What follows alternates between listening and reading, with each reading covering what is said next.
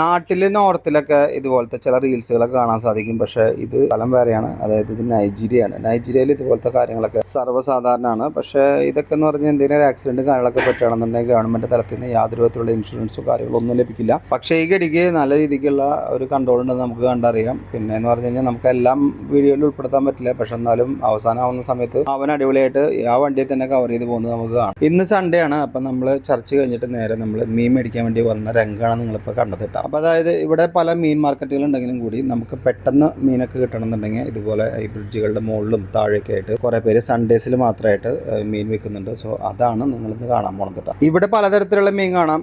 ശിരാവുണ്ട്, പിന്നെ അതുപോലെ വറ്റിയുണ്ട്, പിന്നെ പൂമീൻ പോലത്തെ അങ്ങനത്തെ മീനുണ്ട്, കൊഞ്ച്, പിന്നെ അത് കക്കയാണോ എന്താണെന്ന് അറിയില്ല, അങ്ങനത്തെ ഒരു സംഭവം. അങ്ങനെ നമ്മൾ നാട്ടിൽ കാണപ്പെടുന്ന ഒരു വിധത്തിലുള്ള മീനുകളൊക്കെ ഇവിടെ കിട്ടാറുണ്ട്. അപ്പോൾ നമുക്ക് കുറച്ച് മീൻ മേടിക്കണം, കാരണം അതിനുവേണ്ടി മാർക്കറ്റ് പോകാൻ പറ്റില്ല. സോ അതുകൊണ്ടാണ് നമ്മളിവിടെ വന്നിരിക്കുന്നത്. ഇതെന്ന് പറഞ്ഞു കഴിഞ്ഞാൽ ഇല്ലുപേജു അല്ലെങ്കിൽ ലാഗോസിലുള്ള ഒട്ടുമിക്ക ആളുകൾക്ക് അറിയാവുന്ന ഒരു സ്ഥലമായിരിക്കും. ഇതറിയുന്നവരാണെങ്കിൽ അതൊന്ന് കമൻറ്റ് ചെയ്യാം. ഞാൻ നേരത്തെ പറഞ്ഞ പോലെ തന്നെ നമ്മുടെ നാട്ടിനേക്കാളും പൈസ കുറവിനാണ് നമുക്ക് ഇവിടുന്ന് ഫിഷ് കിട്ടുന്നത്. ഇവരും ഈ ഫിഷ് മേടിക്കുന്നത് മാർക്കറ്റുകളിൽ നിന്നോ അല്ലെങ്കിൽ ബോട്ടിൽ നിന്നോ ഡയറക്റ്റ് ആയിരിക്കും കേട്ടോ. അപ്പോൾ നേരത്തെ പറഞ്ഞ പോലെ തന്നെ അത്യാവശ്യം നല്ല രീതിയിലുള്ള ക്വാണ്ടിറ്റിക്കുള്ള ഡിഫറെൻറ്റ് വെറൈറ്റിയുള്ള ഫിഷുകൾ നമുക്ക് ഇവിടെ അവൈലബിൾ ആണ്. അതുകൊണ്ട് തന്നെ ഏട്ടക്കൂരികൾ കാണാം, അത് അവിടെ തന്നെ ഡയറക്റ്റ് പിടിക്കുന്നതാണ്. പിന്നെ അതുപോലെ റെഡ് സ്നാപ്പർ, വൈറ്റ് സ്നാപ്പർ, പിന്നെ അതുപോലെ ഏട്ട തന്നെ ഉണ്ടാവും, പിന്നെ നട്ടർ, അങ്ങനത്തെ കുറേ ഫിഷുകളും കാര്യങ്ങളൊക്കെ കാണാം. അപ്പോൾ നമ്മൾ ഫിഷ് മേടിച്ച് കഴിഞ്ഞാൽ ഇവിടെ തന്നെ നമുക്ക് ക്ലീൻ ചെയ്ത് തരും. ചിലവരത് നമുക്ക് ഫ്രീ ആയിട്ട് തന്നെ ചെയ്ത് തരും, കാരണം അവരെന്നത് മേടിക്കുകയാണെന്നുണ്ടെങ്കിൽ. അപ്പോൾ നമ്മൾ വന്നിരിക്കുന്നത് നമ്മുടെ അളിയൻ്റെ ഒപ്പമാണ്. അപ്പോൾ അളിയൻ മാത്രമല്ല, നമ്മുടെ ഒരു ഫ്രണ്ട് ഉണ്ട് അഗസ്റ്റ് എന്ന് പറഞ്ഞിട്ട്, പുള്ളിക്കാരൻ നമ്മുടെ കൂടെ തന്നെയുണ്ട്.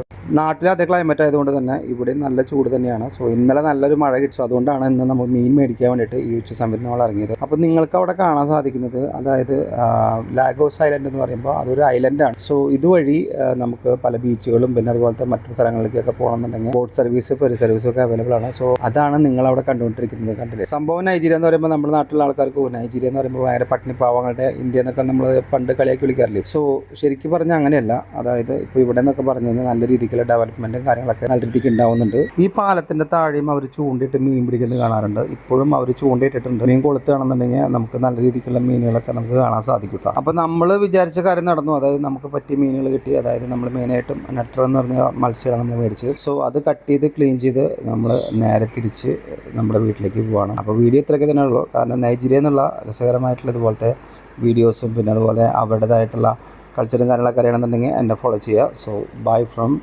Indonesia.